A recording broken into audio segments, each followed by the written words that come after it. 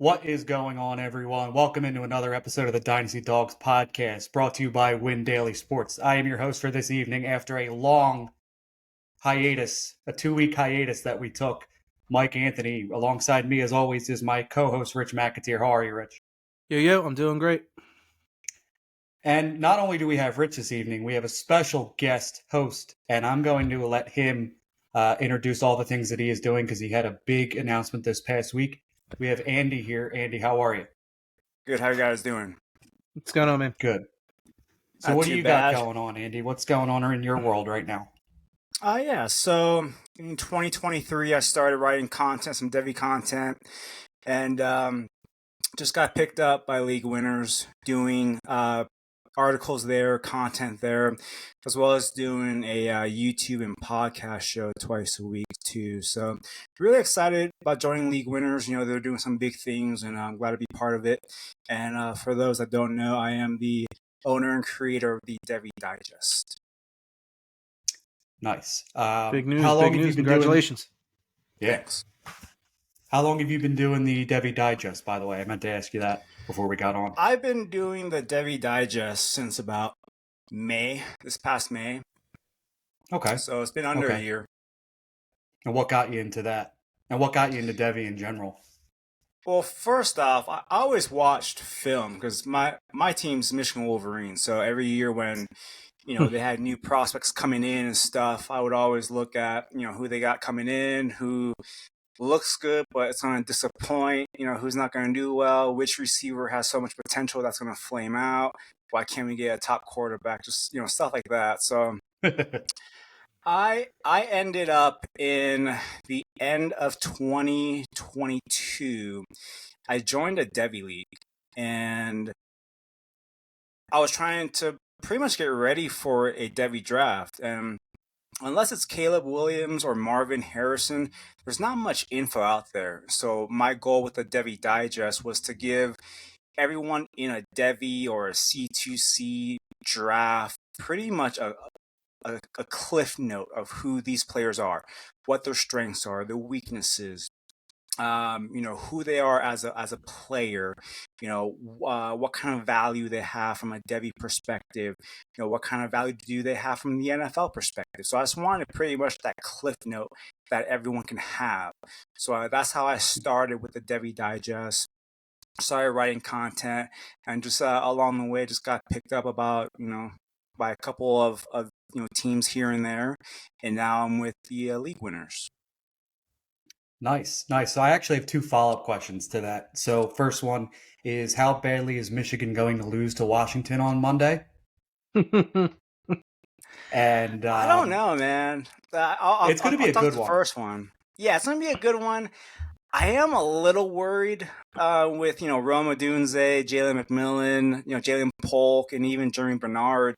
They have a wide open offense, and as long as Will Johnson can shut down Roma Dunze, I think we should have a close game into the third and fourth quarter. I will say, I liked Michael Penix going, into this draft cycle, but that game against I'm blanking. Who did they just beat? Texas. Really kind of put him a little bit more on the map for me than he was previously. Because I thought he was good, but like what he did against Texas was pretty damn impressive, to be honest with you. Yeah, I think what definitely helped was it was in a dome. I think that was the big takeaway, because all season long when I've watched him in those outdoor inclement games, his accuracy can get away from him. So I do think that he was in that perfect situation. And so I'm not taking anything away from what he did. What he did was great, but that is something that people should take note. Yeah, I think that's fair because, obviously we know we live on the East Coast, but in Washington, the weather up there is pretty damn bad. So I could agree with that. A lot of his passes that I had seen were a little off target, basically sometimes weather related, sometimes not. But yeah, and that Texas defense is really pretty decent too. So it got to give him that too. Yeah. I think Texas takes it all this year, honestly. Well, Texas is out. Are they? Yeah, they just Well, lost to next year. Washington. Remember? I missed it. That's what I You meant. missed Next that year, one? are they having Is Manning starting next year? Probably not. Yours went back. No, right? So that ain't Yeah, good. yours went back, and I thought he was going they to the transfer. other. Yeah, it doesn't look like it, and their other quarterback transferred. Correct, Andy? Yeah, Malik Murphy, he's at Duke. That's his name. Yep, I'm Oh, blanking yeah, on that's that right. one too. He They transferred did out. lose. I had them them in my parlay I made in the beginning of the season. That didn't work out too well for me. Speaking of Devy in Texas, just dawned on me. I have Cedric Baxter in one Devy league, and I'm pretty excited about that right now because he looked good also against Yeah, Washington. yeah. So, another question I had for you that you brought up: what is your preferred format to play in? Devy, Dynasty, C2C, and why do you like one more than the other? I'd probably say C2C is probably my favorite way to play. Hmm. I got into Devy last year and I enjoyed Devy, but with the way C2C is formatted, you can be in on a guy as a true freshman, and if they produce on the CFF side, you get their points. And what I like about the C2C side is pretty much in early October, you have action 6 days a week. Pretty Yeah. much it's every day besides, I think, Tuesday, there's action. So that's another reason why I like it. And I just think with C2C formats, you can make a lot more trades. You can trade a possible Devy asset for like Joe Burrow, and you can win on the Mhm. NFL side and not care about the college side. So there's a lot more ways to play with a C2C. So that's also another reason why I like it. Just because we mostly are a Dynasty podcast, I should have actually had you describe the differences between Devy, Dynasty, and C2C. If you want to just give us, like you mentioned earlier, the Cliff Notes version. Yeah. So as far as with Devy, what you're doing every year is when you're having that supplemental draft, it's anywhere from a 3 to 5 round draft. And for Devy, to me, that is a lot harder because you only have so many shots you can take, and you are taking a guy that you believe is going to be an NFL asset. So once they're on your roster, you're not going to get any other points. You're not going to get anything. You don't really care about them until they get into the NFL and get the perceived value once you're at the NFL. And then from there, you can do whatever you wish with them.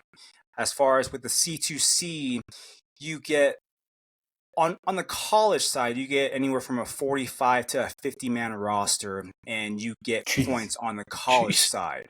So on with that college side, you have to balance when you pivot off of a quote unquote Devy asset and then into a college football fantasy production asset.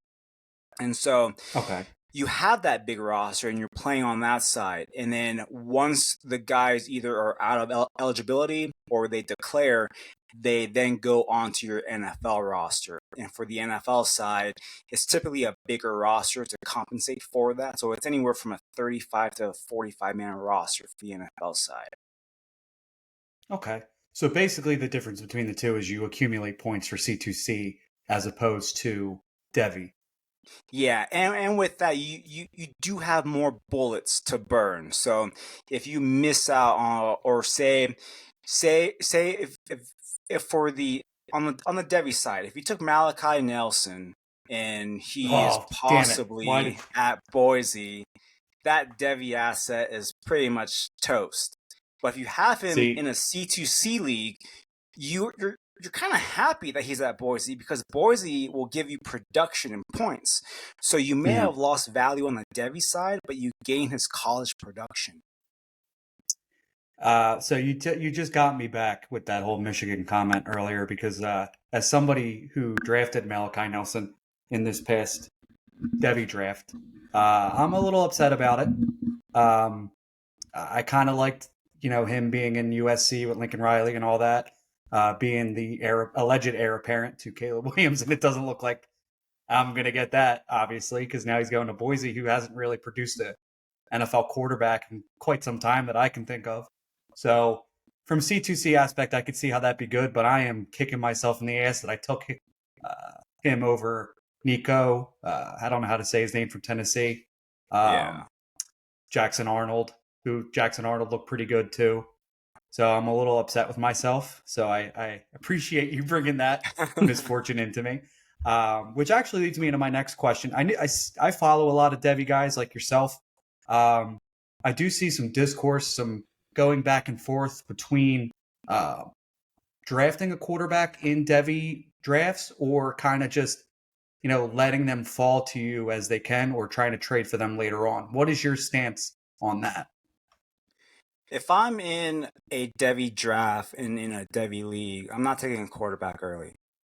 To Okay. me, the quarterback position is volatile, and we saw that with Malachi Nelson. To a lesser degree, we saw that with Dante Moore. While he's at Oregon, we're gonna have to wait another year and see what happens. Now, if you're holding Arch Manning from a Devy perspective, yeah, you have to wait another year, but his value hasn't gone down. But if you're taking those guys in round 1 or round 2, you're potentially wasting away a top pick.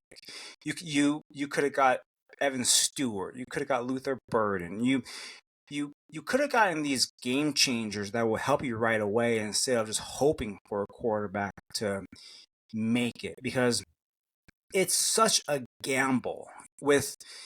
I mean, if you want to take a look at the NFL draft, these GMs and scouts, they do this for a living, and they bust out more often than not on quarterbacks.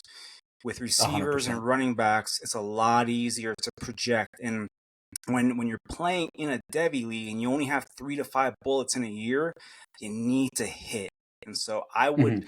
I would always either wait until the very last round to take someone, or I would accumulate so much value in one bucket, like a receiver bucket, the running back bucket, and just accumulate so much value from there. I then trade for a quarterback on the NFL side and get a starting asset for my prospects. Yeah, see, this year was my first year in Devy, so I'm learning that the hard way. I mentioned Malachi Nelson earlier. Um, Drew Allar was another guy I drafted. Luckily, in the middle of the season, I was able to deal him. I'm starting to feel a little bit better about that currently. He didn't really impress me too much this season, and I don't know if that's necessarily all him, but I don't really like James Franklin that much either. Uh, a lot of people were high on Kate Klubnik coming in this year. He hasn't really shown anything. There's a lot, like you mentioned, there's a lot of volatile quarterbacks right now in the 2025-2026 class coming up. A lot of volatile assets. Yeah. So, um, next question I had for you was: is there one or two players that are sleepers you would think of coming into either 2025, 2026, anybody we should kind of be starting to look at now? Because, Devy Dynasty stuff never really sleeps. So we kind of should Yeah. start getting a head start on that. Is there anybody you could think of Yeah. that? Yeah. So I'll stay on the quarterback since that's the current topic right now.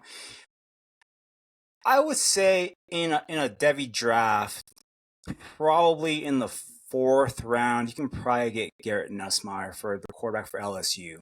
He's been my quarterback 1 for the 2025 class, and he was able Oh, to okay. play really well in the bowl game that they just had.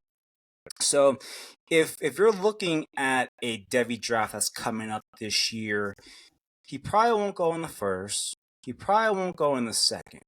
If you have a 3-round Devy draft, he'll probably be in that last round. If you have a 4 to 5 round Devy draft, he could probably be there in the 4th and 5th round. So by then, you're not spending that big draft capital, a 4th or a 5th, to get a potential quarterback boom. So he's one. Another one for the 25 class is Utah State wide receiver Jalen Royals. He's someone that I've been really high on since October. He is someone that literally came out of nowhere. He attended Georgia Military Academy. It was I believe a JUCO school. He didn't really do much Yeah, I think you're right. there. He didn't really do much, and then he thought about just leaving football, and somehow found out that Utah State had a tryout camp, and he flew out to Logan, Utah to just work out and try out. And he impressed the staff. He has a verified he is 6 foot, 193 pounds verified, runs a 4.340 that's verified. His first year at Utah State was in 2022, and he didn't even get on the playing field. He started, I believe, one game, recorded no stats whatsoever. This past year, earned his way into the starting lineup.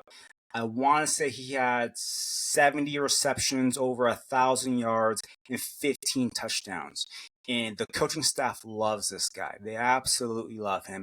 And he is someone that is my sleeper for the 25 class. And if you're in a Devy draft, you can probably get him in the last round. For 2026, I'm going to go with my guy, Casey Concepcion. He was my sleeper this That's a name I past haven't heard. season. He was someone that I just ranted and raved about all off season. Went on multiple podcasts, went on the C2C Campus Life, just talked him up. I was on the Dynasty Pros show this past year, talked him up, and he blew up. And he's someone that I think is a real good Devy asset for 2026. A question about the player going from what was it, the military academy to Yeah, Jalen Washington Royals State or to Utah Utah State? State. Yeah. Is that something you look for in assets, whether it be Devy or Dynasty, going up in competition when they transfer out? Is that something you look for? No, not really. I mean, for him, he really wasn't on my radar at all. He popped in the middle of the season. I think it was the James Madison and UConn stretch where he had, I believe it was 9 touchdowns in 8 quarters, and he just boomed. and for C2C leagues, I have him in all of my C2C leagues. So he won me multiple weeks, and so from that there, alleged ROI is looking pretty good for you right now, isn't it? That's a big topic on X. Apparently, if you don't have a good ROI and if you orphan dynasties and all that, you're not a good analyst. Yeah, so apparently that's a whole nother allegedly. Can of fucking worms. That's the whole take. But pretty much when I look at a guy, I see them having boom weeks. I then consider, is he just a college asset or does he have actual NFL potential? And so I start to watch his tape. And how I determine that is, what trait does this player have that will translate to the NFL? And so with Royals, 4.3 verified speed, that translates. 6 feet, 193 pounds, that player profile translates. And he is someone that the coaches have raved about and said that he works his ass off. His first year at Utah State, he wasn't very good off of the line. He would always get jammed, always get stuffed. Corners would just press him off. He worked on that the entire offseason, and now that's one of his strengths. So I'm looking at a guy who's a late developer. And his main thing when he's been interviewed is he said confidence. He never had confidence, but the coaching staff gave him confidence, and he's blossoming. So I look for reasons why they should be a Devy asset, and if they give me those reasons, I'm gonna look more into it until I find a reason not to, and then until then, to me, they become a Devy asset. And so that's how Jalen Royals became a Devy asset, and that's how Caden Salter became a Devy asset for me. Now, Caden Salter is transferring to somewhere, so I don't know, but I'm assuming he's going to transfer to Power 4. Yeah. So he had a big year at Liberty. A lot of people will want to say Liberty didn't play anyone. They have the easiest competition, easiest schedule, one tough game, and he didn't really do all that well. For me, at the quarterback position, if you can make those NFL throws, if you can layer it in, if you can make all those throws from one hash to the other, if you can make those throws and drop them in once, you have that in you. And so when I started watching film on him, he was doing it multiple times a game at Liberty. He just doesn't have the passing volume. So for him transferring up to a Power 4, I think we'll start to see some more buzz about Caden Salter. Is there any rumors as to where that you've seen to the portal? I've heard Auburn just because Hugh That's Freeze a good one. coached him at Liberty. So that's one. They just fired their offensive coordinator. So if they get an offensive coordinator who runs more of that RPO system, that could work. A spot that I kind of like is TCU. He's from Texas. TCU runs that RPO type system where they don't mind a running quarterback, and it will be a slight step up into the Big 12. So for me, I would like It's a good one. TCU, but Auburn wouldn't be bad, with the SEC and with a head coach who knows him. It's true. Yeah, we here in Philadelphia, we're not the biggest TCU fans, unfortunately. Jalen Rager, we're never, we can never look at TCU the same way ever again. I know it's different positions, but I can't even look at that school anymore, to be honest. Yeah. Rich, do you have any follow-up questions to any of the things he mentioned? No, that was just a lot to take in. I'm not in a Devy league, so I'm just kind of being the student right now and taking all that in. That's a lot of information that I'm going to want to look into for sure. I just, stands out to me 50 roster spots, and I'm just like, oh my god, Yeah. that draft, you probably finish it up now, just now, and it took you like 4 months to draft. But yeah, that's good information. Yeah, like that's one of the daunting tasks with a C2C that a lot of players worry about is a 45-man roster, a 50-man roster on the college side. Most people are like, I can't even name 45 players. So there is a learning curve, So there is a learning curve there, but it's really not too hard. I mean, it's kind of like with the NFL. There's some Dynasty leagues that have 30 and 35-man rosters, so it's kind of similar if you're doing a startup. Right. True.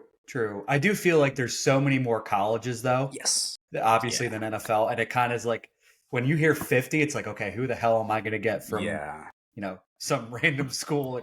But it's also super interesting to get ahead of these guys too, like in Devy and C2C, because there's a guy on my top 10 list from a school that's not, super well known because of the school he goes to.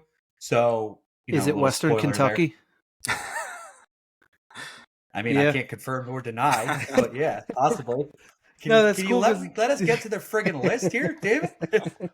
No, because then you try to dive into like all the schools you want to try to make a find a diamond in a rough. That sounds like something I would want to get into. I gotta look that up. Yeah, like that's that joy with a C2C league is you can grab a Marvin Harrison as a true freshman when he was like a 4th round pick. And then all of a sudden, if your NFL side is strong, you all of a sudden have Marvin Harrison in your lap just because you were able to scout well or you listened to some C2C analyst who told you about him. And so there is a lot of fun, but there's also a lot of hate involved. If you miss on all these guys and you do poorly and like guys right behind you like pick the studs and you pick the duds. So yeah, it goes both ways. So to my understanding, you can draft, say, Marvin Harrison Jr. when he, 3 years ago, and then he's on your roster the entire time, all the way through Ohio State and now to the NFL. Yeah. Okay. So then he would be on your college side, and then if you wanted to have him in your starting lineup on the college side, you can start him, get those points, and if it helps you win weeks or not. And then if you want to pivot away, you can trade Marvin Harrison for, say, a Justin Jefferson and something to that nature, because rookie season is just rookie fever. People will go nuts for these rookies, so you can really get steals in these C2 season, even in Devy leagues. I'm sure there's a Devy league where someone wants Marvin Harrison and will give up Jalen Hurts or whoever. Okay. I was actually, now that you mentioned that, I'm in a league where I won the championship this year in a Devy league. Once you win sometime, even though it's like the first year and it's a startup, part of me just like, do I want to tear it down and start anew? Like, I don't think that's a great idea, but like part of me wants to deal like a guy like CeeDee Lamb. That is a terrible idea. Because I think I could probably win it again, to be honest with you, the roster that I have. But part of me thinks like I could trade like a CeeDee Lamb for a Marvin Harrison Jr. And that would just be fun. And I don't think the drop off would be that drastic. I don't know if you agree with that or. Depends on where he lands, man. Yeah, Depends on sure. where he lands. Because I think it's if Washington loses, which they're going to lose Sunday, they get number 2. And do they take a quarterback? Do they take Marvin Harrison, who's probably going to be sitting there because Caleb Williams is going to go 1? If he lands in Washington, Listen, what happens then? I'm telling you right now, if I hope Marvin he Harrison doesn't. Jr. gets drafted by Washington, I'm throwing my computer and I'm never speaking about Dynasty football ever again because I will be so pissed. They'd find a way to screw him up, though. That's true. I just wouldn't want to face him twice a year as an Eagles fan. No, I wouldn't either. No. But actually, I wanted to ask you about a 2025 prospect that I thought was going to come out this year, and I would have been on my top 10 list because I am probably a little bullish on this player. That would be Ole Miss wide receiver Trey Harris. What are your opinions on him? I think he brings that prototypical Ole Miss size that we think about with Ole Miss receivers. Exactly. AJ Brown, DK Metcalf, those guys. So he brings that size. My only question with him, once he jumped up to that JUCO level, there were games where he struggled and he kind of disappeared, but then there were games where he just lit it up. I believe if he would have went out this year and declared, he probably would have been maybe like a 5th, 6th round pick. So I think it's smart that he went back. Yeah, I do think it's smart that he went back to try to improve his draft stock. And with Quinshon Judkins now in the portal, they might be throwing it 40, 50 times a game. More. So, yeah. They do like the other running back they had. What was his name? Bentley, I think it is. Bentley, I believe he's out of eligibility. So the next one in line is Kedrick Riscano. He's someone that I really like. I know this. We're going to talk about a different position, but if you have Kedrick Riscano in a C2C league or upcoming in a Devy draft, I would draft Kedrick Riscano probably in the either the last round or the second to last round in your Devy drafts, because the way it's shaping up now with how the Ole Miss back room is, he could be in line to be the starter. He is someone that I believe in his high school career had 43 receptions, the most out of any of the running backs in that draft class last year. Lane Kiffin went to his high school games and personally recruited him. So Lane Kiffin knows the kid, likes the kid, and if Quinshon doesn't come back for the NIL, because I'm assuming Quinshon's in the portal because he wants more money. So that's what I was thinking as well. If he's really done with Ole Miss, and there were a lot of negative comments about Quinshon Judkins once he entered the portal, I don't think he's coming back. I saw that too. Yeah. So I don't think he's coming back. And then they had another running back transfer out. So right now, Kedrick Riscano, that's his room for the taking. And he is a dude. So I would definitely draft him in your Devy drafts if you have one coming up later this summer, because he's going to be a name that people will know next year. It was also a little surprising he transferred out because Ole Miss, from my understanding, has put a lot of time and effort into this portal class. I mentioned Trey Harris. He's good off. He's obviously Ole Miss, but they got Juice Wells. They're getting Jackson Dart back. Jeez. So that offense could be pretty prolific next year. So I'm surprised he decided to take the way out. But back to what you were saying about Trey Harris, he does have that Ole Miss size. I put like a little mini profile out about him on Twitter a few weeks ago before I knew he was going back. And like the hard slants that he hits just look like AJ Brown so much. And I was like, damn it, dude, why aren't you coming out? And look what he just did to Penn State this past week. I know it wasn't like their upper echelon corners because a lot of those guys are declared and, transferring out, but he still looked like a man amongst, kids out there.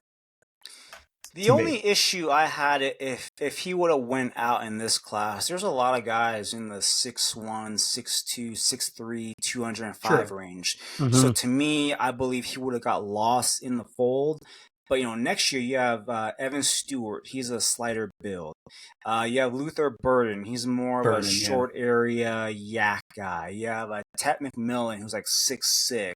So that dude's huge.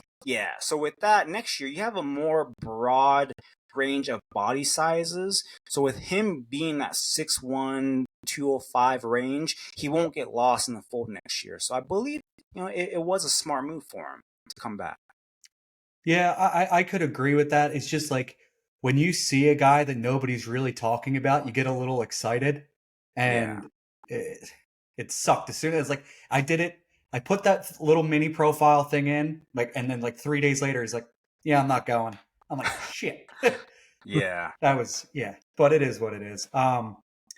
Anything else you want to tell us more about what Devy and C2C and Dynasty before we get into this top 10 list that I forgot to mention? That's what this main episode is about.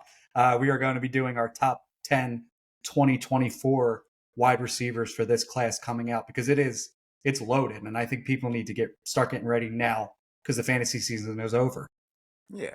Probably the only thing I would say is if you have any interest about possibly building a 45-man roster or possibly joining a C2C draft or a startup, you definitely should. And if there's any questions, you guys can DM me. Anyone listening, you can feel free to DM me. My handle is at Andy_Pham1.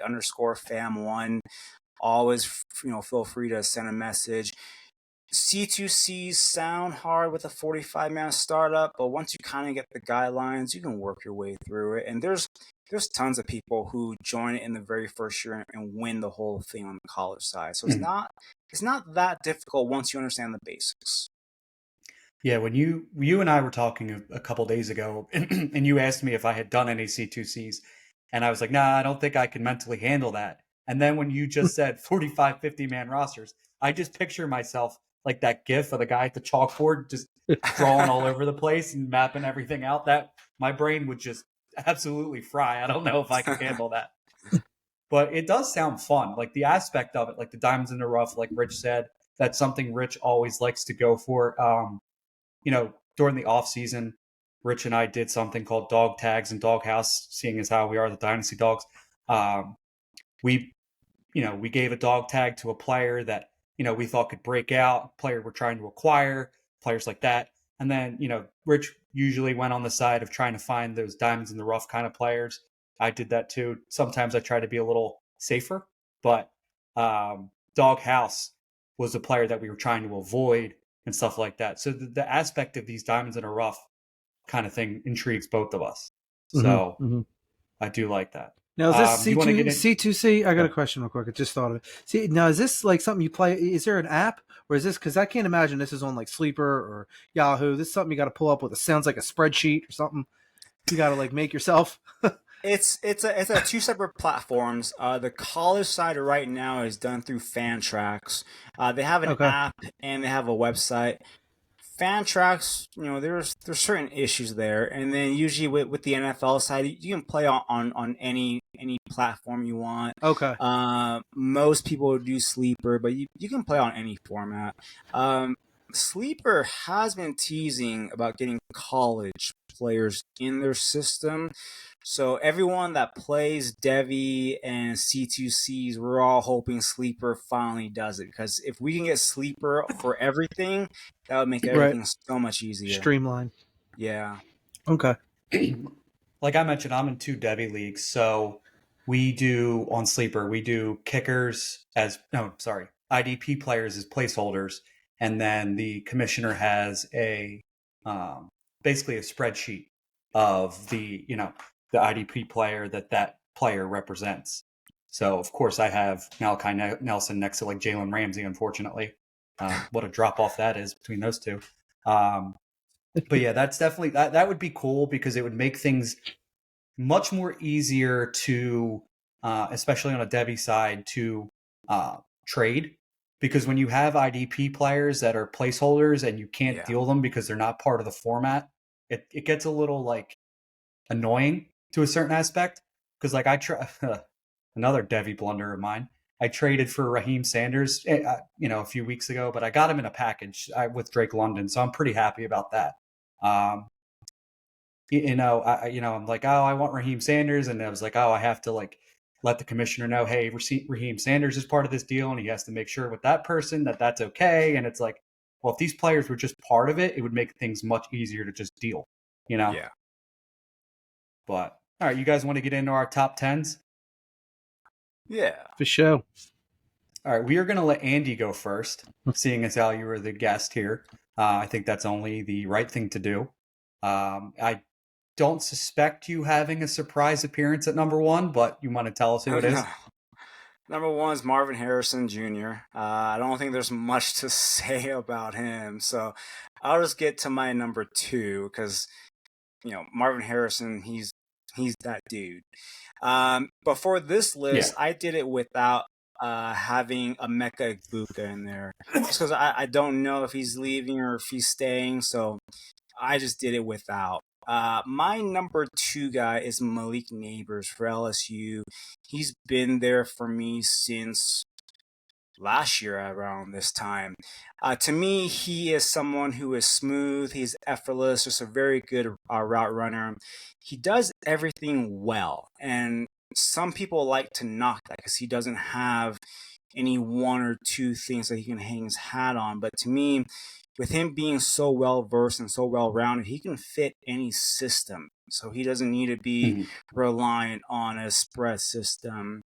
He doesn't need to be reliant to be schemed up. So he's someone that is going to be my number two player and someone that I've always viewed highly of.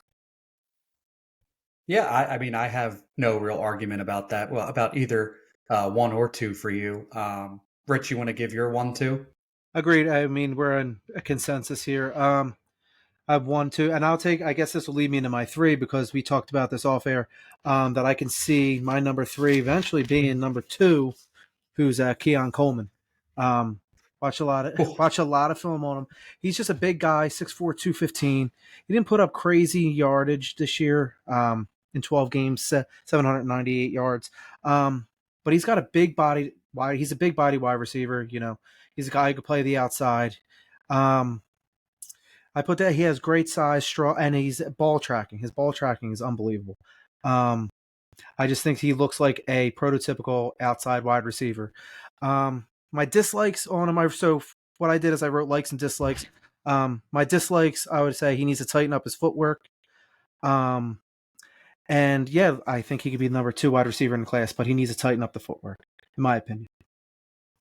Okay. It's a little spicy. It's a little spicy, but I'm also big on Keon Coleman as well. He's not there for me, but he's probably higher than a lot of people have him currently. My one is obviously Marvin Harrison Jr. Would you guys say he's probably one of the best wide receiver prospects we've seen in a little bit of time? Well, like where would you obviously above last year's class? I think we could all agree on that, right? Well, yeah, I would say that unless he lands in Washington, then I'm going to say he stinks. But no, he is. Since at least the class with Justin Jefferson. But yeah, he's a monster, dude. He looks like a man amongst boys. And I really just pray to God that he doesn't go to Washington. I would think it's safe to say that he could arguably be a tier one dynasty receiver in that same range of Justin Jefferson, Jamar Chase, and CeeDee Lamb. I think you can make that argument even without knowing where his landing spot is. Just betting on the talent, knowing his pedigree. I could easily see him being an argument for that tier one receiver group in dynasty. Yeah, I actually have him there already in my dynasty rankings. He's in the same. I'm glad you mentioned tiers because I've been thinking of making that change because I feel like it puts things easier in an easier perspective for everybody. Because like I don't want to put like 1, 2, 3, and then like people think I'm saying CeeDee Lamb is the same as Justin, or he is now. But you know what I'm saying? It just I feel like it's easier to explain tiers than it is 1, 2, 3, 4, 5 rankings. You know what I mean? But yes, he is in that same tier for me. But I'm going to actually surprise you guys with my number two. I don't think it's a huge spicy meatball, but I will say it's a little bit of spice. My number two is Rome Odunze, Washington wide receiver, 6'3", 215. He is one of my favorite wide receivers of this class. You mentioned doing everything well with Malik Neighbors. I will say Rome Odunze does everything extremely well as well. That was a double well. But He's got the prototypical size. He is a my ball mentality wide receiver, which I love. He had a 75% contested catch rate this past year, that's pretty damn impressive, to be honest with you. Um, he improved year to year, especially in the drops, because the drops were a major concern, and I think that's part of the reason why he went back last year, because I don't think he uh, was high on the draft stock. But this year he only had three drops out of the 15 for his career. So, 12 going into this year and then only having three this year is pretty damn impressive. Um, I will say an area of concern for him, he doesn't have a whole lot of long speed, but I don't think he really needs it. I think his route running ability, the ways he gets open are just impressive to me. He wins with physicality. He wins just in different ways that a wide receiver that size don't normally win. You know what I mean? So that's the reason why I have him at number 2. What do you think? Okay, I have him at 4. Yeah, for a lot of the same. I have him at 4.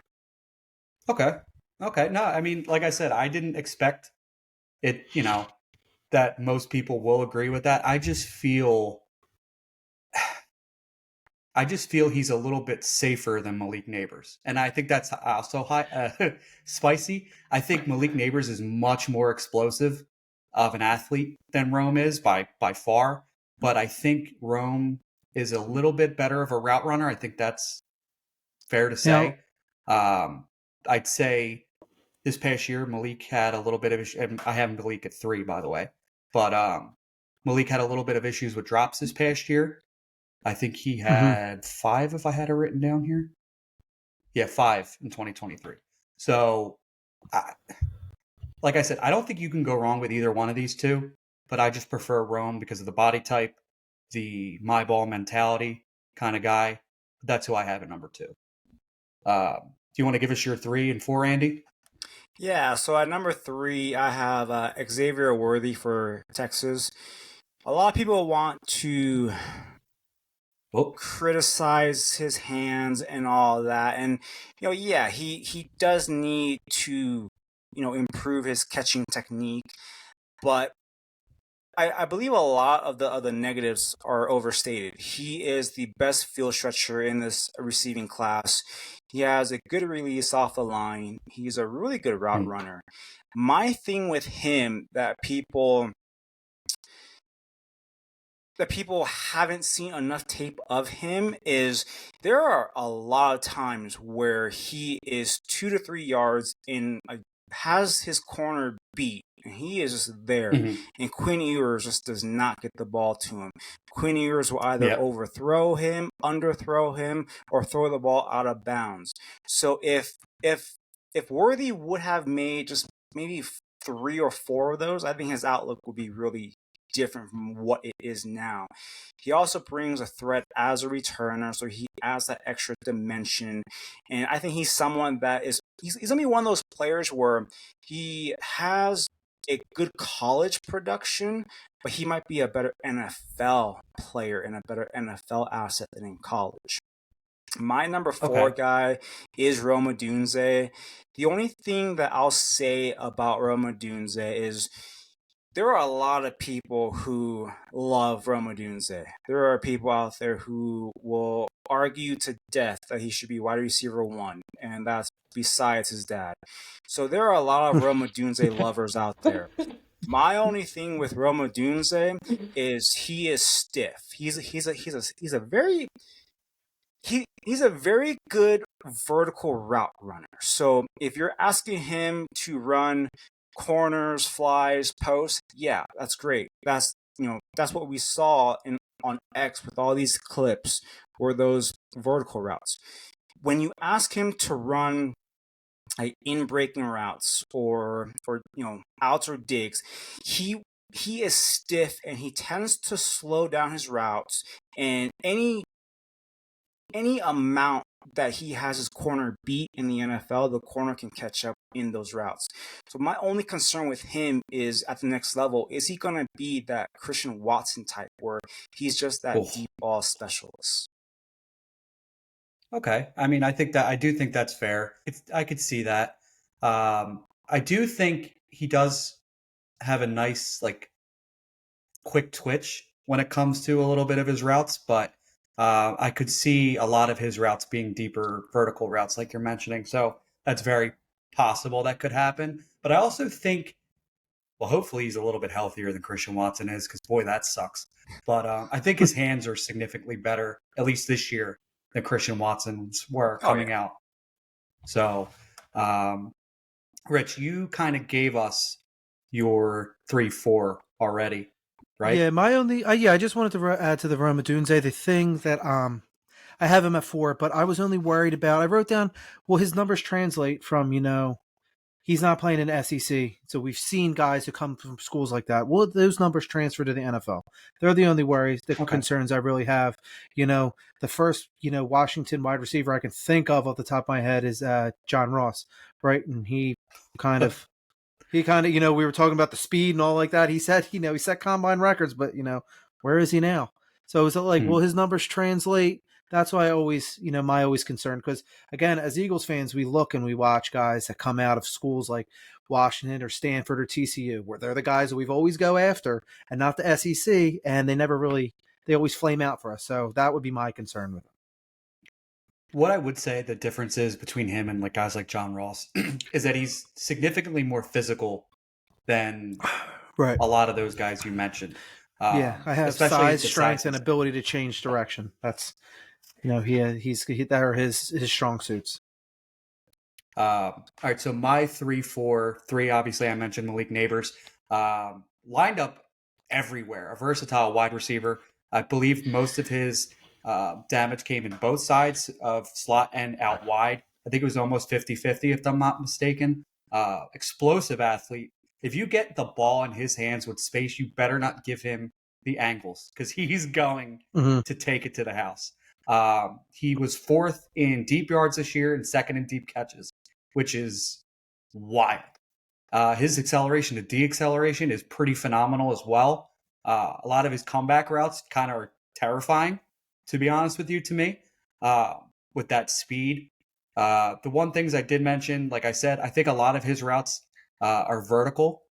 And I also, I would say drops are another concern for me. And I do think he's probably the 2nd wide receiver taken in the NFL draft. I can't argue against it. I just, like I mentioned, I prefer Rome, but I could see him being the 2nd wide receiver taken in the 1st round. My 4, I don't know if this is going to be a surprise to you guys or not, is Troy Franklin, Oregon wide receiver, 6'3", 187. So yeah, it is. He kind of reminds me of just the hands are another concern. I feel like a lot of these wide receivers in this class have a little bit of the dropsies. I don't know if you noticed that. Troy Franklin had 9 drops this past year, but he kind of reminds me, just his size, his twitchiness, of Devontae Smith, kind of. The way he could twitch, get release off the line. He could, beat a man on press coverage, even if that's slim frame. He can go up and get the ball. He might not be the best contested catch wide receiver, but he's making the attempts. He appears to be able to run, into my eyes, every route that you could possibly run. He's somebody I'm very high on. He's got the deep speed. He's got the quick twitch, everything you really want in a wide receiver. It's just that frame is a little concerning. What do you think of Troy? For me personally, I got Troy here at number 10. So stop giving us the. You just said, what do I think of him? I think he's number 10 on my list of 10. All right, fair. All right. No, I think he has elite speed. He creates separation, like you said. His yak is great. But then again, he's lanky, struggles to win 50-50 balls. That's what I got on him.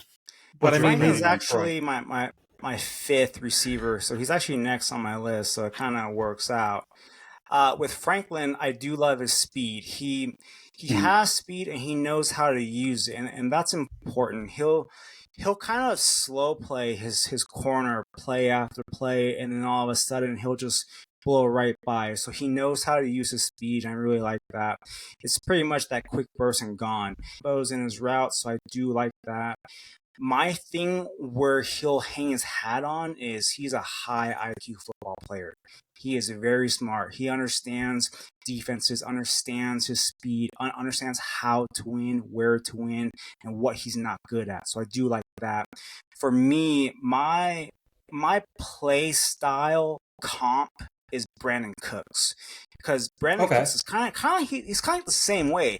Brandon Cooks is smart. He finds a way to get open, finds a way to win. He may not be the flashiest, the strongest, but he just finds a way because he knows what he's good at and what he's not good at. And with some negatives about Troy Franklin is, his size. He's tall but lanky. So his press coverage going to be his downfall. And then the other thing is that Oregon system, that concept is based on space. So I forgot to mention space that too, and create. So at the NFL level, when, if he's in an offense that's more traditional, how will that, end up being? So that's just my only concern.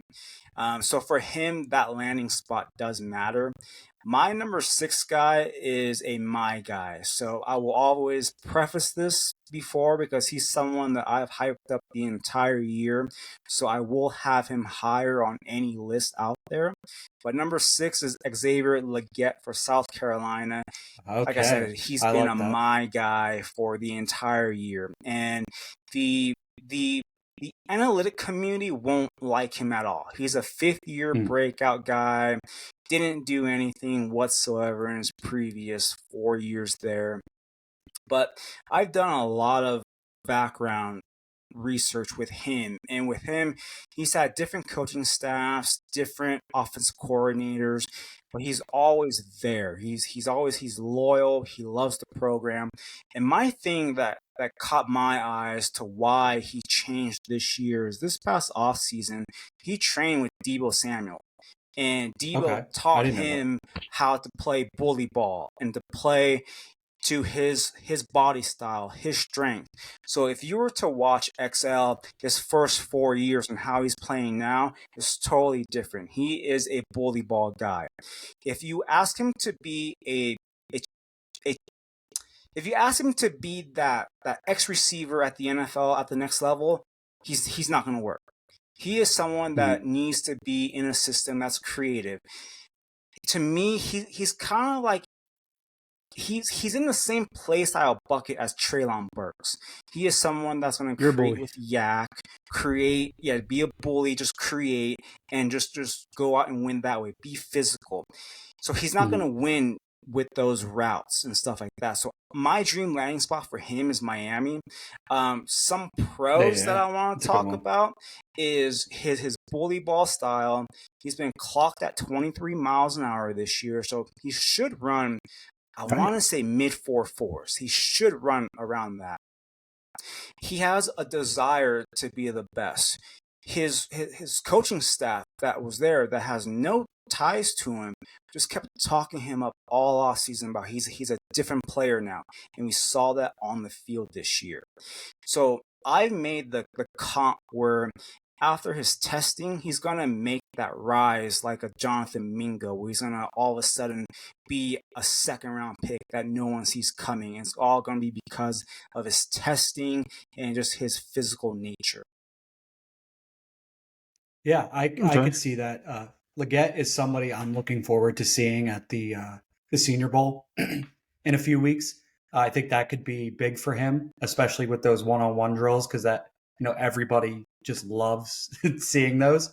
That was somebody you and I had talked earlier today about the mid part of this list for me, and he was one of the guys I had in consideration. I was going back and forth between him and another player. I went with a different guy, but I could see kind of similarities between the two.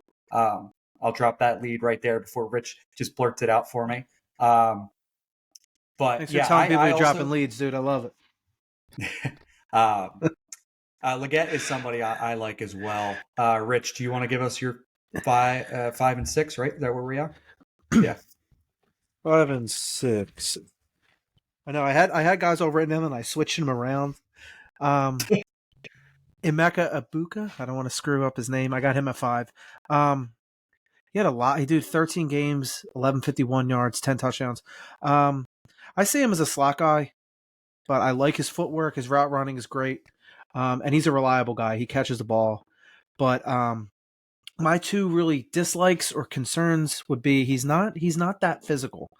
You know what I mean? He does get pushed back. And is he going to be? What is he going to be without, arguably the best wide receiver, in recent, history with Marvin Harrison Jr.? What is he going to be like without him?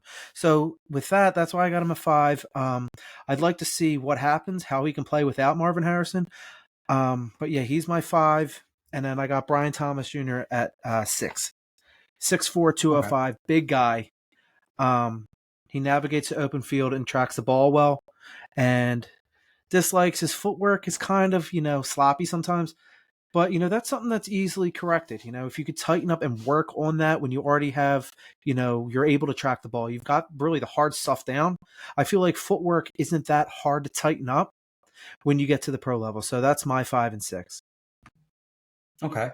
Mbuka for me is on my honorable mentions. The only reason why he would have been in my top 10, but I have a strange feeling he goes back because of him.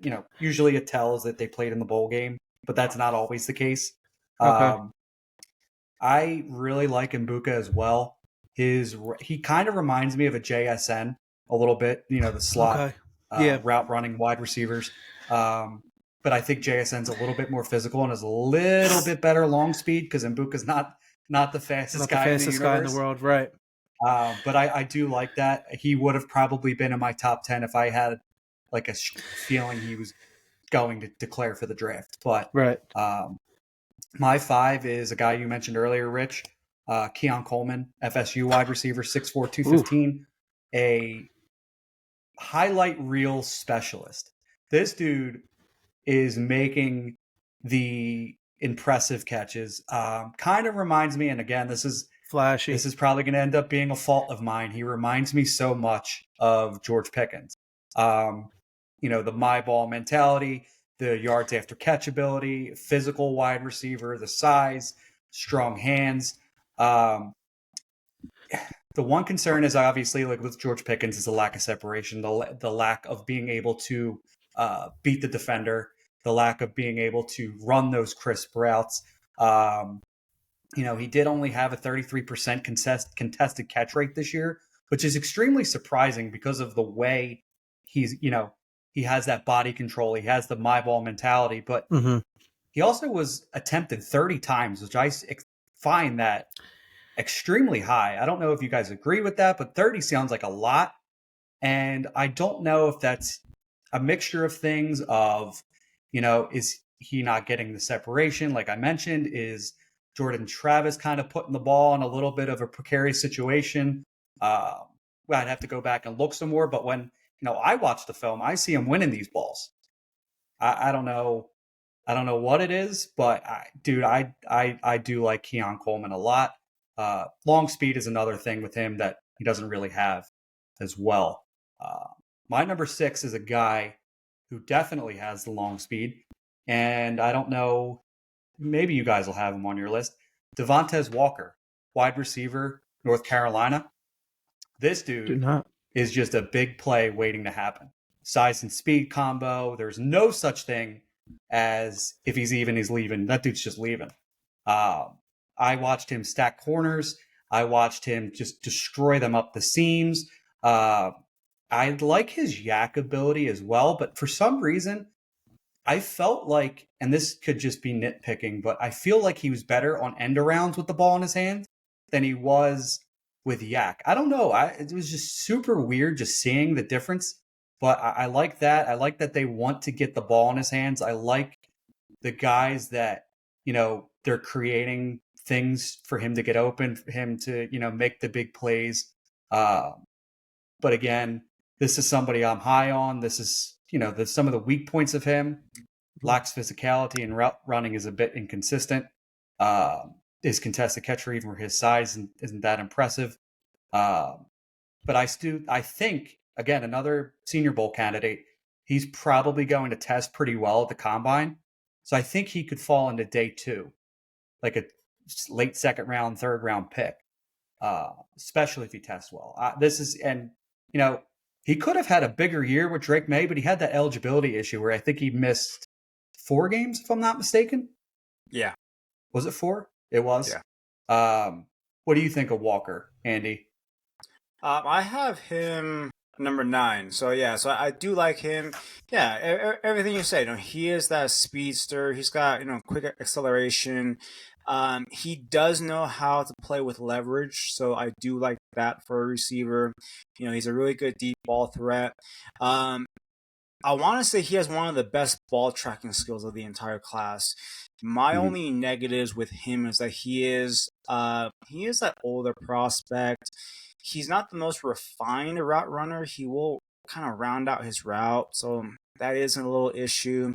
And the only other question I have is, are physical corners going to be his demise? That's just the only thing. Yeah. But that's why when I put lax physicality at the NFL, it's more zone, so I don't think he has to worry too much. But that is a concern. Yeah, that's why because I put down as a weak point for lax physicality, because it did seem like he had trouble at times beating press. I do feel like when he got, like I said, like you mentioned, the leverage on those, it was over, because there was a throw that they had him in the slot. He attacked the middle of the field, and that it was just over within seconds. Drake May put it in a great spot, great deep ball tracking, like you said, and it was over from that second on.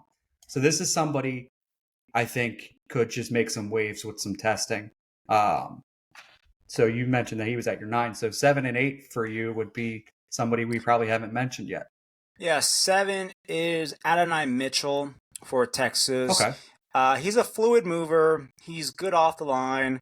Strong hands. He excels at high pointing the ball. Very athletic. Makes big plays. My only issues with him is he's not the most refined route runner. Again, these taller guys aren't going to be the most refined guys with routes. He has a lot of wasted movements when he does run his routes. So that is another concern that I have. And I question with his timing routes. Like if he's supposed to be 5 yards in, 8 yards deep, by the time it's 5 or 7 step drop for the quarterback, is he going to get there? Because he likes to spend additional time playing with the corner instead of getting to point A to point B. So that is a concern that I have with him. Number 8 is Ladd McConkey. He's a fluid mover. With the ball in his hands, he can create. He's a high football IQ guy. He knows where to sit in zone coverages, and he always makes himself available to the quarterback. I was speaking to Noah Green. He's Noah_FF_Green, and he laid out these facts that I wanted to give. He's with the Dynasty Degens, right? Yeah. Yep. So he actually lines up outside more than the slot. He lined up in the slot under 30%. His ADOT was 12.2, which was a little surprising to me. And then this fact right here, his yards per route run his past 3 years, 2.7, 2.16, and then 3.26. So he's someone that the analytic community loves him. Now, I've seen people compare him to Puka. I don't think so, but he is someone that I could easily see go at in day 2, probably like a top 50, 55 pick. Yeah, I've been seeing the Ladd McConkey discourse going on X for a little bit, because there are some people that have him high, there are some people that have him lower. He's definitely good. I like the spot you have him right now. I do think he's probably going to rise as the draft cycle comes along. Yeah, I was struggling to get him on my top 10. I was struggling too, but I definitely didn't have him. I definitely don't have him far off at all, because he can play. Rich, who's your 7, 8? My 7 and 8. My 7 will be Xavier Worthy. His 6'1", some sites have him at 165. Some sites have him at 172. His With speed, college, and he's you can never be right, safe with weight. right. Freshman 15 can carry all 4 years, 5 years. I know the feeling. Um, but he's fast as hell. He's a deep ball threat. He's got quick feet. But my dislikes would be he's skinny as hell. And he struggles obviously with that. He struggles with press coverage. You're going to have a cornerback who's 180 to 200 pounds pushing you back. Who's going to win? And he's got a lot of drops. He's got to tighten that up and work on the drops, which again, some cases it can be fixed. Some cases, in my guy like Quentin Johnston, it doesn't look like that's getting fixed anytime soon. But that's a story for another day. And 8, you got the fire department coming out there, Mike. Yeah, apparently. 8 is Malachi Corley. He's 5'11", 210. So he's a big boy. He's a big receiver that I could see lining up inside.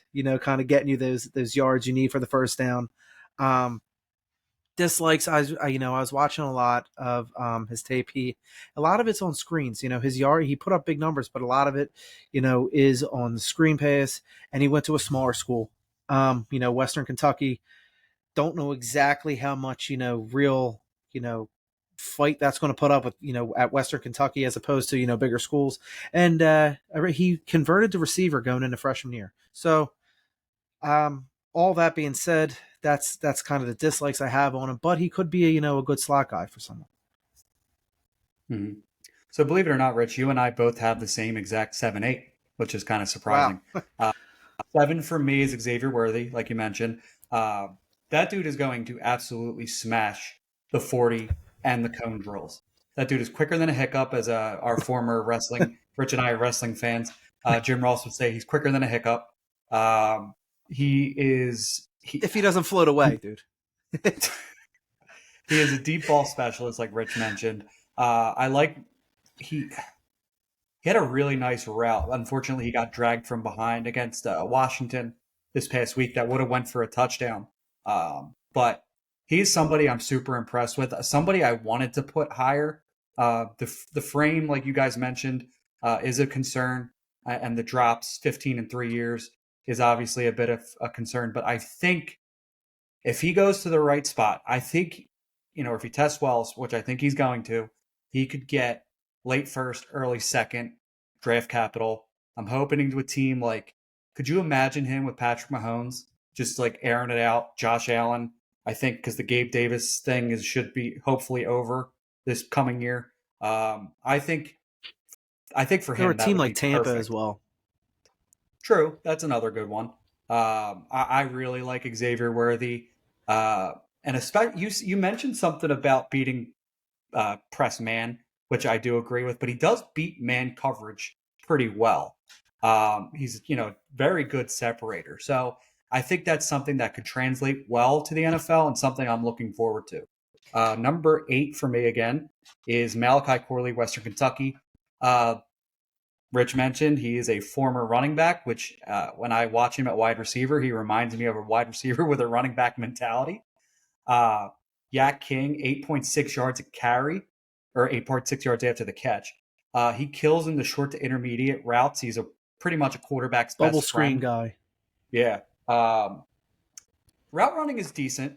I wouldn't say it's great. I wouldn't say it's advanced. I would say it's okay. He's got good burst. But more than that is, I think you could tell, I like guys that are physical wide receivers.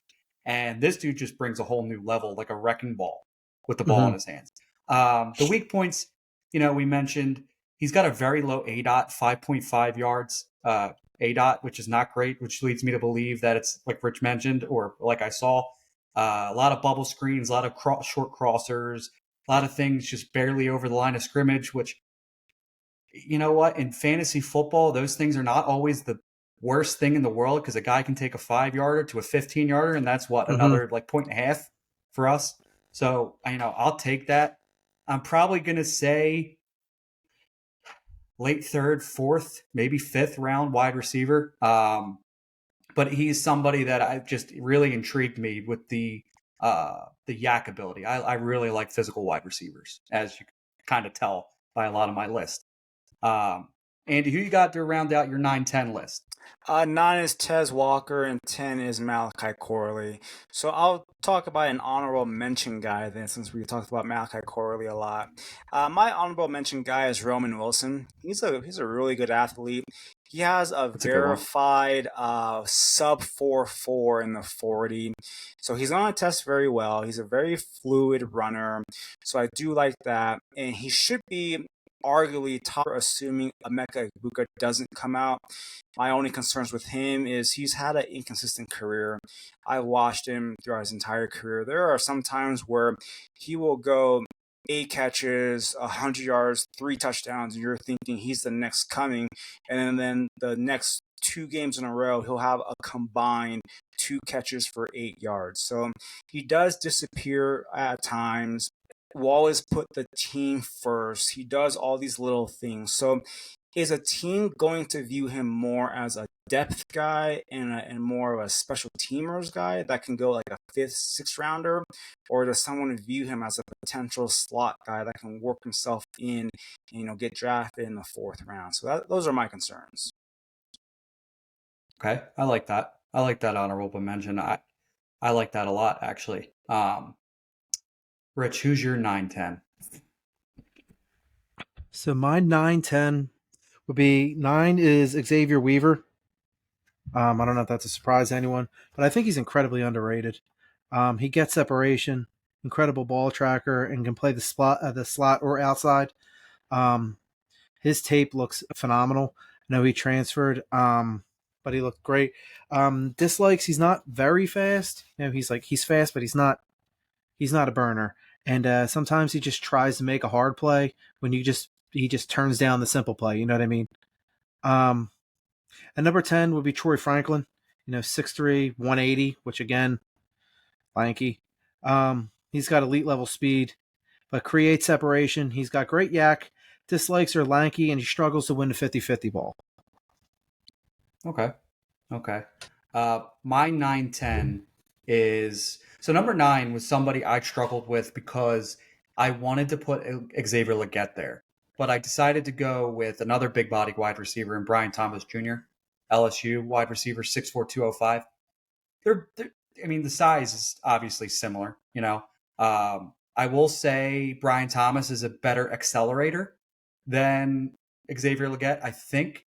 I would say probably Legette probably has the better long speed. Like you said, he was tracked at 23 miles an hour. So for me, between those two, it was pick and choose. And I decided to go with Brian Thomas. That could end up biting me. But, strong yak. He wins the 50-50 balls. He did struggle against press man. I watched the all 22 of him against Bama, which, I know Bama usually gives headaches to a lot of wide receivers, but man, he was struggling. Like he was getting jammed. He was getting pushed off. He looked like he couldn't get free. And that's a little concerning, I will say. But sometimes athletic ability kills in the NFL. So it's possible he could still win. And that's why I really struggled with 9. But I do like him. A lot of people have him as like a first round wide receiver. I don't see that. I really don't. I think, the way he struggles against press is concerning, and the route running isn't really there for me. I felt like it was a lot of, we mentioned with Keon Coleman earlier, but a lot of vertical routes, a lot of post routes, a lot of, stuff like that, that he needs to get more refinement in, but I could see him probably getting day 2 just based on measurables alone, Number 10 for me is somebody neither one of you have mentioned, which I'm glad because it brings a little diversity to the program. Jalen Polk, Washington wide receiver, 6'2", 204. I really liked his release off the line against. I really like when wide receivers are able to beat press man, which I've mentioned here a lot. He does a lot of different things. He beats them different ways. Swiping feet, different ways to win. Tracks the ball well on deep routes. Contested catches is decent as well. I think he's a smooth route runner, manipulates well with different head fakes, different, foot plants and stuff like that. I will say the weak points on him that concern me is I saw him running into congestion a few times against in zone coverages and stuff like that, where he trips over defenders, or I feel like he doesn't have like I don't want to say not a high football IQ, but I don't think he has a feel for space. You see what I'm saying? Like, I feel like he's always running into the defenders or into other players and stuff like that. The burst is there, the long speed is not. He had a deep play against Texas where I thought he was going to take it to the house, and they caught him. So Ran again, out the of long gas. speed is just he ran out of gas. So yeah, I like Jalen Polk. I think he's a decent sleeper.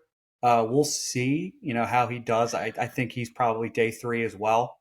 But we'll see. I think there's a lot of talent in this wide receiver class. You mentioned a few honorable mentions, Andy. I have a few of them as well. Do you have any more? And then we'll ask Rich to see what he has. Just a quick name, Jacob Cowing. Okay, yeah, that's a good one. I've seen that name a few times. I didn't get a chance to dig too much into him, but I've seen that name a lot. And I think he's at the Senior Bowl too, if I'm not mistaken. I believe so. Okay. Rich, do you have any honorables? I didn't do any extra credit. No, I didn't. I got my 10, but you know what? Our list of top 10, we each got guys who we could say, I guess, 3 or 4 different guys that aren't on each other's lists. So, I mean, there's like what? It's safe to say 15 guys, wide receivers. So this is a strong class. I mean, again, I'm sure Howie's going to find his way to take, a Temple wide receiver or something crazy. Out of all these guys, we'll end up with a Jonathan Hightower again. But you know what? There's a lot of good guys on this list. And your list as well. So there's one wide receiver you guys didn't mention. I had the Leggett and Mbuka on my honorable mentions, but there's a wide receiver I really like, and I don't know why, but I do know why at the same point. It's Johnny Wilson, wide receiver from LSU, 6'7". He's just a freak of nature. Dude, that dude moves like a gazelle for that size. Like, I would like to see him stay at wide receiver, because I think a guy at that size. I was going to say he's going to move to tight end. It could happen, but he's a fluid mover. I do think his route running is very, very, very raw. He takes way too many steps, and I think it's partly because he is so big. He has trouble deaccelerating, so he takes a lot of steps. But he is somebody I like as a sleeper, to be honest with you, because even if he does hit at wide receiver, great. But if he ends up transitioning to tight end, welcome aboard, because we need more tight ends, in this fantasy space. What do you think of Johnny Wilson, Andy? I'm not a big fan of him. Those taller receivers typically don't work out in today's game. That's also why I didn't have Keon Coleman in my top 10. So both those Florida State guys I'm a little lower on than consensus. It's just not my profile that I look for. With Johnny Wilson, I think at the next level he won't be a tight end, just because he's not a blocker at all. He's not physical. No, yeah, I could agree with that. He's not someone, could he be a Mark Gesicki, where you kind of have him as a hybrid type? Maybe, but I personally don't see him any higher than maybe a 5th or a 6th round pick.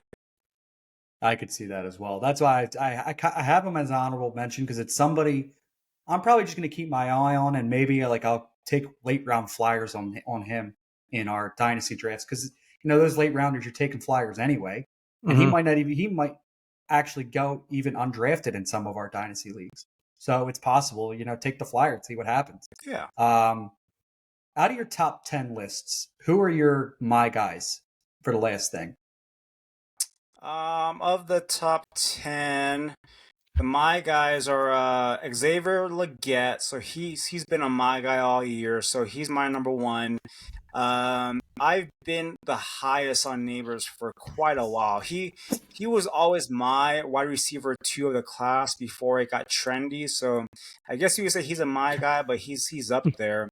But I'll probably say on the list, Xavier Leggett's my guy. He's the guy that I've harped on, and given reasons why, his fifth year production, there's a reason for it, and he can be the outlier of all outliers with that kind of profile. Does he kind of remind you maybe of a little bit of like a Cedric Tillman as well at that size? I think better long speed, more physical, and more of that alpha mentality than Tillman. Yeah. Okay. I thought, because I really, believe it or not, I was really high on Cedric Tillman, and I still am. I think, now that Donovan Peoples-Jones is gone, Tillman should have a route to success in the NFL, hopefully. But I thought he was, pretty physical for that, especially against higher level competition. Georgia, Alabama is where he had his biggest games.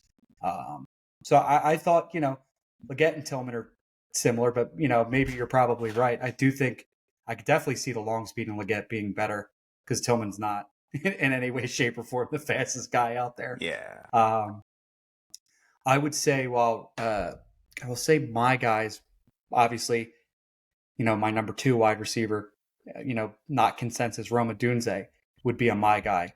And Troy Franklin is another one for me. And my toss up between Devontae Walker and Malachi Corley as my guys for me. It's just they both win different ways, and I just got to figure out which one I like a little bit more, because I feel like those two are going to be, in our rookie drafts, probably second, third round picks, maybe fourth for Corley. Yeah. Rich, who do you have for your guys? My 2 guys would be Keon Coleman and Xavier Weaver. I think they're both, I think Weaver's underrated, like I said, and I think Coleman could have the possibility to be, the second best wide receiver in the class. You liken him a lot to George Pickens, and I think George Pickens is kind of an up-and-coming guy, obviously, and, if he takes after him, that's a good guy to take after. There are things to work on, of course, but there's always things to work on, and I think he could, potentially be one of those top guys. I really love George Pickens. I know you do. That's what I was saying. I was thinking, I'm like, dude, the way you love George Pickens so much, and you told me that you said Keon Coleman reminds you of him, I'm like, then why the hell you got him so low on your list? I'm like, the way not really low. But the way you love George Pickens, I thought he'd be 1. Hell, I thought he'd be number 0, above number 1. Yeah, he's got all the raw athletic tools that you want. He's just got to put it together. You know what I mean? Like a George Pickens. And I think towards the end of the season here, you saw George Pickens kind of, now that they're actually targeting him, starting to make those splash plays that I've been waiting for. Thank God I won $20 off a bet with him because he was. Buy yourself something nice there, guy. Yeah, I did. I got myself an energy drink or 2 for this episode because I've been sick, so I'm getting my ass kicked here. All right, well, that's going to wrap it up for tonight. Andy, you got anything else you want to plug before we let you go, since we talked your ear off? On X, you can find me at Andy_Pham1. Starting January 14th, I'll be having my own podcast with the league winners. It'll be the Devy Digest powered by league winners every Sunday and Wednesday. Every Monday, dropping a player profile to get people ready for the 2024 rookie draft. And then every Friday, we're dropping a Freshman Friday to get you ready for your Devy and C2C sub drafts. Awesome. Sweet. Yeah, you got a lot going on right now, especially with again, congratulations with you getting the spot over at League Winners. That really does sound awesome, because I've been seeing them pop up more and more these past several months. They seem like they're an up and coming, growing brand in the fantasy space. So congratulations to you, because I see you. You and I have only been following each other for a short amount of time, but I see you putting a lot of the articles out, and I read them, and I really enjoy them as somebody who is getting more and more familiar with Devy and stuff like that. So I appreciate people like you who, make my life a little bit easier, because Lord knows I fucking need something to go right. So I appreciate people like you. I appreciate it. Thank you. You're welcome. Rich, you got any final thoughts or words of wisdom Any No, sir. one-liners you usually have? No, congratulations, man. No, it was a fun time. I like the list. It's a good time always to see what other people are thinking. And you ask for a top 10, but really it could be a top 15, top 20 with all different guys. So there are guys to look out for. Yeah. All right, well, that'll wrap it up for us here at the Dynasty Dogs, brought to you by Win Daily. Again, we want to thank Andy for jumping on with us. Make sure you're checking out all his stuff he's got going on. And this will be Mike signing out for us, and have a good night. Peace.